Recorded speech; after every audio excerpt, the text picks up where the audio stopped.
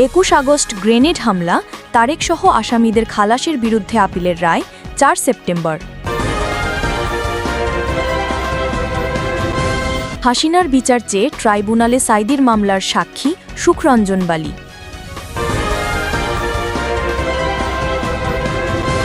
ডাকসুতে Bangladesh Chhatra League BCL সহ 3 বাম সংগঠনের প্যানেল ঘোষণা। জুলাই সনদ নিয়ে শিগগির প্রধান উপদেষ্টার সঙ্গে আলোচনায় বসবে বিএনপি। এতক্ষণ শুনছিলেন সংবাদ শিরোনাম, এবার বিস্তারিত। 21 আগস্ট গ্রেনেড হামলা মামলার বহুল আলোচিত রায় ঘোষণার তারিখ নির্ধারণ করেছে আপিল বিভাগ। রাষ্ট্রপক্ষের করা আপিলের রায় ঘোষণা করা হবে আগামী 4 সেপ্টেম্বর। আজ বৃহস্পতিবার প্রধান বিচারপতি ড. সৈয়দ রেফাত আহমেদের নেতৃত্বাধীন আপিল বিভাগের 6 বিচারপতির বেঞ্চ পঞ্চম দিনের শুনানি শেষে এই রায়ের দিন ধার্য করেছেন। প্রসঙ্গত 2018 সালে সাবেক স্বরাষ্ট্র প্রতিমন্ত্রী লুৎফুজ্জামান বাবর, সাবেক উপমন্ত্রী আব্দুস সালাম পিন্টু সহ 19 জনকে মৃত্যুদণ্ড দেন নিম্ন আদালত। এছাড়া বিএনপি ভারপ্রাপ্ত চেয়ারম্যান তারেক রহমান সহ 19 আসামিকে দেওয়া হয়েছিল যাবজ্জীবন কারাদণ্ড। আরও 11 আসামিকে বিভিন্ন মেয়াদে সাজা দেওয়া হয়। তবে গত বছরের 1 ডিসেম্বর হাইকোর্ট ওই মামলায় তারেক রহমান সহ সব আসামিকে খালাস দেন। এরপর চলতি বছরের 19 মার্চ সেই খালাসের রায়ের বিরুদ্ধে রাষ্ট্রপক্ষ আপিল করে। আপিল মঞ্জুর হলেও হাইকোর্টের দেওয়া খালাসের রায় স্থগিত করেনি আপিল বিভাগ, আর তাই সবার নজর এখন 4 সেপ্টেম্বরের দিকে। উল্লেখ্য, 2004 সালের 21 আগস্ট ঢাকার বঙ্গবন্ধু অ্যাভিনিউতে আওয়ামী লীগের সমাবেশে ভয়াবহ গ্রেনেড হামলায় দলের মহিলা বিষয়ক সম্পাদক আইভি রহমান সহ 24 জন নিহত হন, আহত হন প্রায় 3 শতাধিক মানুষ। আর ওই দিন প্রাণে বেঁচে যান তৎকালীন বিরোধী দল নেত্রী শেখ হাসিনা। এখন সবাই অপেক্ষা করছে 21 আগস্ট গ্রেনেড হামলা মামলার চূড়ান্ত বিচারের দিকে দেশ এগোচ্ছে কিনা, নাকি আবারও নতুন কোনো মোড় নিচ্ছে এই বহুল আলোচিত মামলা। এখন শুনছিলেন 21 আগস্ট গ্রেনেড হামলা মামলার আপিল বিভাগের রায় ঘোষণার তারিখ নির্ধারণের বিস্তারিত প্রতিবেদন। শেখ হাসিনার বিরুদ্ধে বিচার চেয়ে আন্তর্জাতিক অপরাধ ট্রাইব্যুনালে অভিযোগ দায়ের করেছেন একসময় দেলোয়ার হোসাইন সাইদির মামলার অন্যতম আলোচিত সাক্ষী সুখরঞ্জন বালী। আজ বৃহস্পতিবার 21 আগস্ট তিনি ট্রাইব্যুনালের প্রসিকিউশন শাখায় এসে আনুষ্ঠানিকভাবে এই অভিযোগ দাখিল করেন। রাষ্ট্রপক্ষের প্রসিকিউটর গাজী এমএইচ সামিম জানিয়েছেন, সুখরঞ্জন বালী লিখিত অভিযোগে উল্লেখ করেছেন তাকে অপহরণ করে আটকে রাখা হয়েছিল, গুম এবং নির্যাতনের শিকার হতে হয়েছে তাকে। শুধু তাই নয়, দীর্ঘ সময় ভারতের কারাগারে বন্দী অবস্থায় কেটেছে তার জীবন। প্রসঙ্গত, সুখরঞ্জন বালী ছিলেন সাইদির মামলার রাষ্ট্রপক্ষের একজন গুরুত্বপূর্ণ সাক্ষী। 2012 সালে আন্তর্জাতিক অপরাধ ট্রাইব্যুনালে সাক্ষ্য দিতে এসে হঠাৎই অবস্থান পরিবর্তন করে তিনি সাইদির পক্ষে সাক্ষ্য দেন। আর সেই একই দিন আদালত চত্বর থেকেই রহস্যজনকভাবে নিখোঁজ হয়ে যান তিনি। পরে বিভিন্ন আন্তর্জাতিক মানবাধিকার সংস্থা এবং বিদেশি সংবাদ মাধ্যম জানায় তাকে ভারতের একটি কারাগারে পাওয়া গেছে।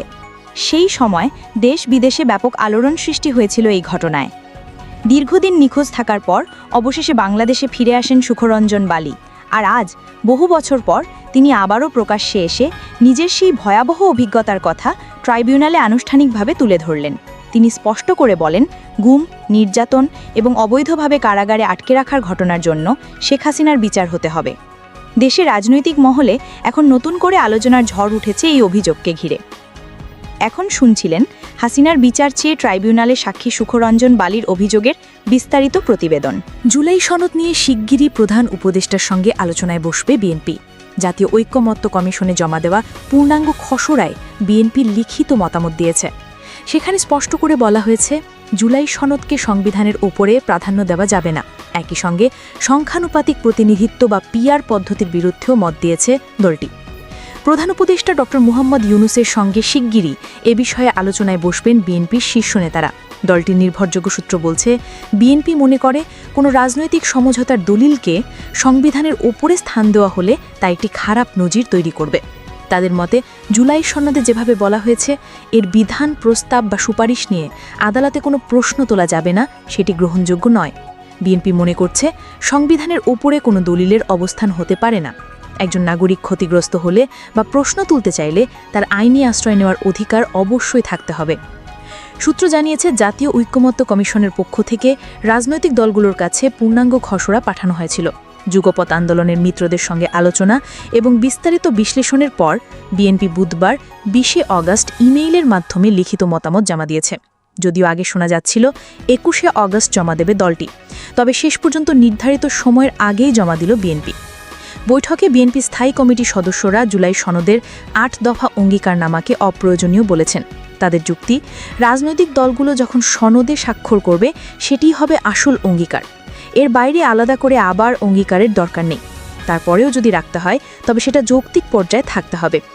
অঙ্গীকারনামার ৪র্থ দফায় বলা হয়েছে, জুলাই সনদের প্রতিটি প্রস্তাব সাংবিধানিক ও আইনগতভাবে বলবৎ বলে গণ্য হবে।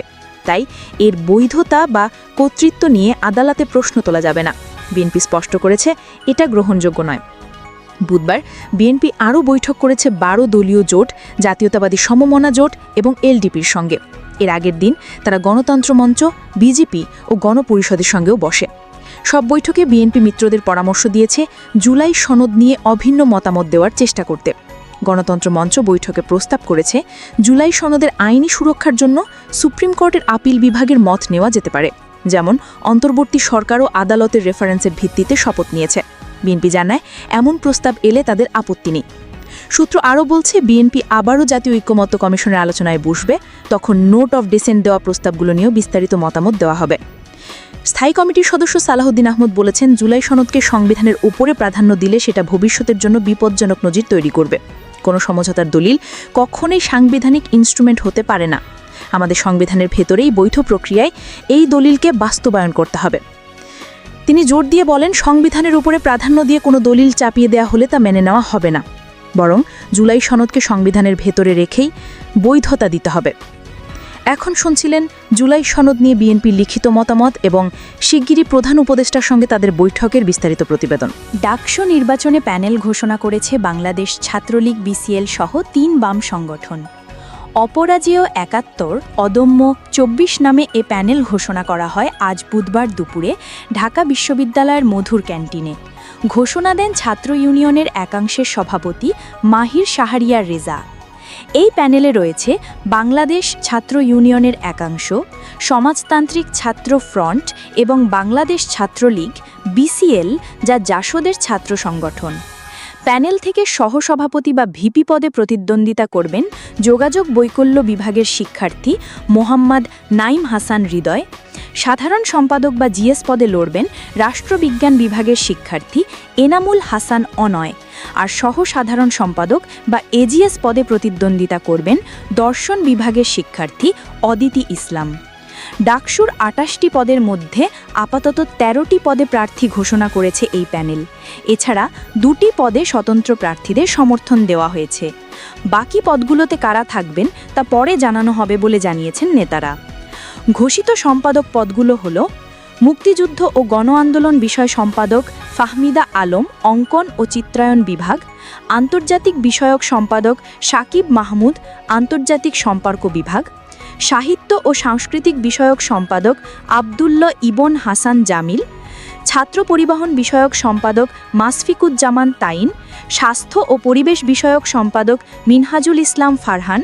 এছাড়া কমন রুম, রিডিং রুম ও ক্যাফেটেরিয়া সম্পাদক পদে সমর্থন দেওয়া হয়েছে সুরমি চাকমাকে। গবেষণা ও প্রকাশনা সম্পাদক পদে সমর্থন জানানো হয়েছে জুলাই আন্দোলনে ছাত্রলীগের হামলায় আহত সানজিদা আহমেদ তন্নিকে। সম্মানার্থে এ পদে কোনো প্রার্থী দেয়নি প্যানেল। প্যানেলের সদস্য মনোনীত হয়েছেন হাসিন, তোরপিতা ইসলাম অবধি, জুনায়েদ হোসেন এবং আদনান মোহাম্মদ মাহবুবুর রহমান।